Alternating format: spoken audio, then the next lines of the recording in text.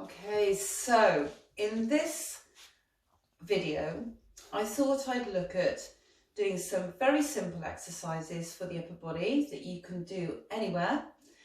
Probably will take you 10, maybe 50 minutes max, and you could do them every day. And they absolutely will result in huge differences in the shape of your upper body if that's what you're interested in doing. Mainly, as you know, I teach Pilates. I've also taught all sorts of forms of exercise in my past life. Now it's mainly Pilates. And obviously with Pilates, you do end up doing an awful lot of upper body strength, particularly triceps, I would say. And also, so the backs of the arms, triceps, the front of the shoulder, anterior deltoids, and pectoral muscles as well. So I did think that what we could really do with is to just explain to you how working opposing muscle groups is really, really important. If you've got good postural alignment, it really doesn't matter, but it's very hard to maintain good postural alignment all the time. We spend a lot of our time slouching. So before I pick these up, and by the way, you don't need to use weights, these are just 1.5 kilo weights. If there's a lot of guys on here and you do lots of working out, then obviously use heavier weights. If you haven't got weights, you can use anything as long as it's even on both sides. Some sort of can of beans or something, just to make sure it's even on either side. If it's not 1.5 kg or not, they're just not heavy enough, you do more reps. But let me just put these down for a second, and then literally it's about 10 minutes. So I'm just going to turn side on. Now, getting standing neutral alignment is really, really difficult. It's much easier for me to teach you this with somebody here, and I can actually talk them into position. I don't have that at the moment. We're on the lockdown and in self-isolation. So I'm just going to show you what it looks like, and I'll come back to this at a later time when I've got somebody that I can actually demonstrate it on. Okay, but essentially what we're trying to do is to find the top of the hips either side. Come back here. This is called ASIS, anterior superior iliac spine. It's a bit of the hip that sticks out either side. You put your heels over your hands on there, thumbs through the middle, fingers down. So you make a triangle. I go back to the side. If I tilt my pelvis posteriorly, okay, now pelvic tilt comes from ASIS. So to get posterior tilt, I need to tilt it back, okay? And it means my fingers are further forward than the heels of my hands. If I go the other way and tilt anteriorly, okay, it means my fingers are now behind the heels of my hands. You want them to be level when you're looking down vertically, okay? So they want to be lined up vertically. And that will give you neutral in the lower back. As far as the upper spine is concerned, you need to lift the shoulders up towards the ears, drop them down with gravity, lift them up. Now watch my shoulders here, drop them down with gravity, and then actively pull the shoulders further down, okay? Without doing this, pull them down. And you can see what happens there. You get the shoulders pulled into the neutral alignment. So I should now have a line going through the middle of my ear, my shoulder, my hip, and my knee. That is neutral. Okay. Now, wherever we're in neutral, we optimally work muscles. Okay, everything comes from neutral. If you're not in neutral, you're not going to be able to work through the full range of your muscle, and therefore you won't optimize strength gain. So try and do all of this from neutral. Okay. Right, so I'm going to pick my weights up again, carefully.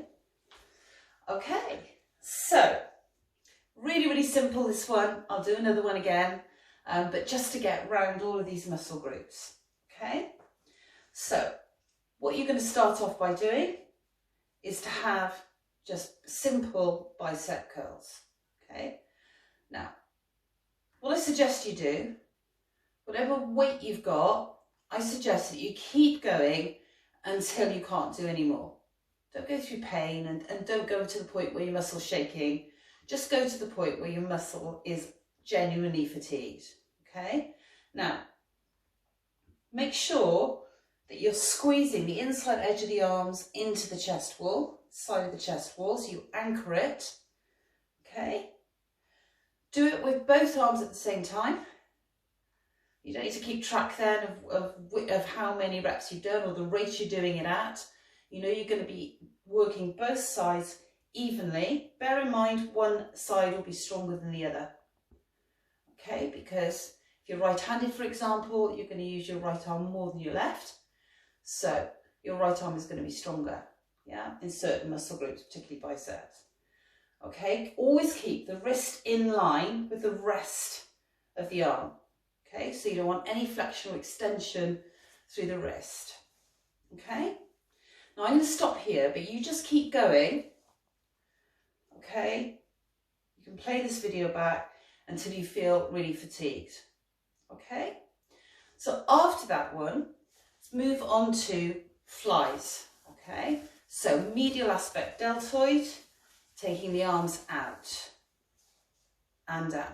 Now notice that my elbows are slightly bent. Okay, you should have the elbows slightly bent. You should also have the arms slightly forward of the shoulder. You don't want to hurt your shoulder. Okay, and also try and avoid lifting them too high. They're just below shoulder height. No higher than that. Again, you'll hurt your shoulder. Okay, if you don't keep to this range. And again, working it from neutral, so keep the back in neutral. And again, do exactly the same as with the biceps. Just keep going until you're genuinely fatigued with these, okay? Again, it's impossible for me to do it really to cater for all of you because it depends what you're holding, depends what your strength is, but you can play back later and do that, okay? Now what I want to do is to give the shoulders a little bit of a rest, because we're going to work something called rotator cuff now. And this one's a relatively easy one, but probably the most important. So I'm going to do it like this. There's several ways to do it, but let's do it like this for the arms in front. Now again, look at my wrist. Okay, it's not doing this, not doing this. It's completely locked in there. No flexion, no extension, no bend in the wrist at all. Hold it there, tuck the elbows in like we did with the bicep curl. And then you just take the arms out and in. Okay, now try not to take the inside edge of the arms away from the chest wall like that. Keep them anchored in and in. Now this one is relatively easy and you might think you're not doing a lot, okay? But let me tell you, rotator cuff injuries are really, really common. They generally occur because there's muscle imbalance between the front of the shoulder and the back of the shoulder, in simple terms. If you have a rotator cuff injury, you'll never completely recover full strength or range of movement in your shoulder, even if you have surgery on it. So it's so important whenever you do any work with resistance on the upper body that you also do rotator cuff. Now again, I'm lucky with Pilates. Generally, with good alignment, well, I say generally, if your alignment is good, then you will activate some of your rotator cuff muscles, okay? But if you're doing lots of weight workouts, particularly on the front of the shoulders, then you really must balance up with rotator cuff. Again, just do it to the point where you're completely fatigued, okay? Right, now we'll do some front shoulder. Notice I'm leaving this until quite late on. The reason is I don't want you doing hundreds of these really. And again, it's easier for you guys just to do it to the point where you can't do any more. So I'm leaving it till we're a bit fatigued because the front of the shoulder is generally stronger. Why? Because we spend most of our time slouching. When we're slouching, we are constantly contracting anterior deltoids and the pecs. And we're constantly stretching the opposing muscle groups around the back there. Yeah, back of the shoulder and in between the shoulder blades, the rhomboids. So, important, sure, but I don't want to be doing this when you've got no fatigue at all and you can do loads and loads of them. Okay, so again, just into the point where you get fatigued. It's the easiest way to do it. Okay. Now what we're going to do is we're going to take the elbows behind the waist. I'm going to turn to the side and just do a few tricep kickbacks. So working more on the triceps and like this.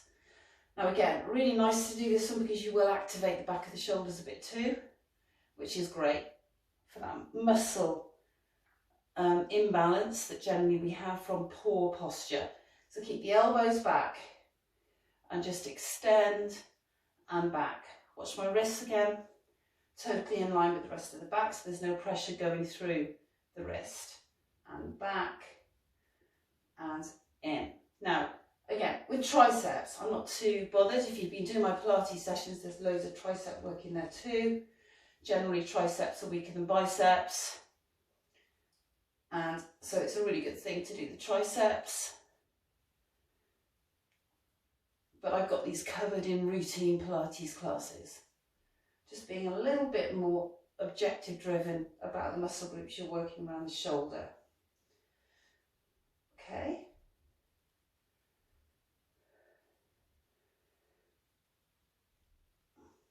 Okay, excellent.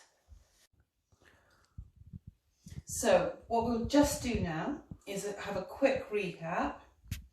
So first of all was the biceps, then the flies, then the rotator cuff, then front raises there, and then tricep dips or extensions here, tricep press. Okay, so we're just going to put these down now and just stretch the muscle groups we need to stretch. Okay, so first of all, triceps. So we're coming up here, just avoiding the elbow to stretch here.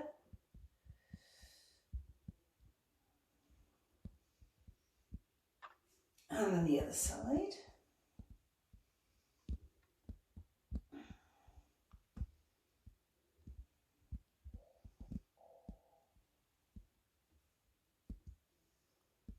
Okay. Then medial aspect deltoid, just bring the arm over. Again, just make sure you're not on the elbow. Drop the shoulder right down, try to do this. And pull across.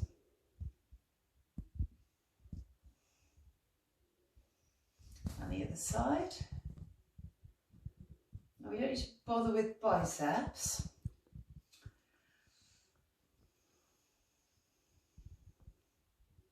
That gets stretched dynamically through just routine everyday activities.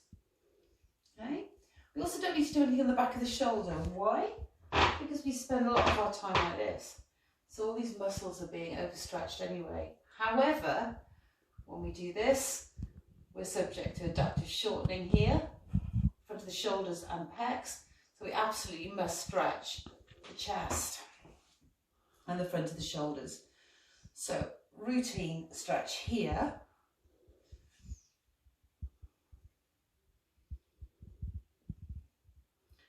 Okay, and then finally, we're just going to do this. I'm going to turn my back to you. So if you just hold again, not on the wrist. Palm facing outwards, drop the shoulder down and just bring the arm across.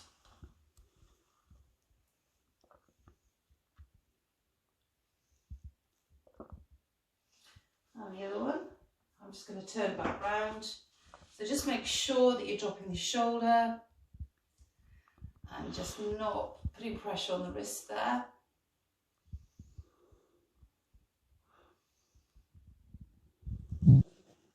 Excellent, great job. Okay, so I'll do another follow-on video to this, but in the meantime, if you've enjoyed the video, then give the video a like, that would be fantastic. But any comments you've got, any feedback, please do drop a comment below. Also, feel free to share with anyone and please subscribe to the channel. And that way you'll know every time I've uploaded a new video. So I hope to see you soon. Take care. Bye bye.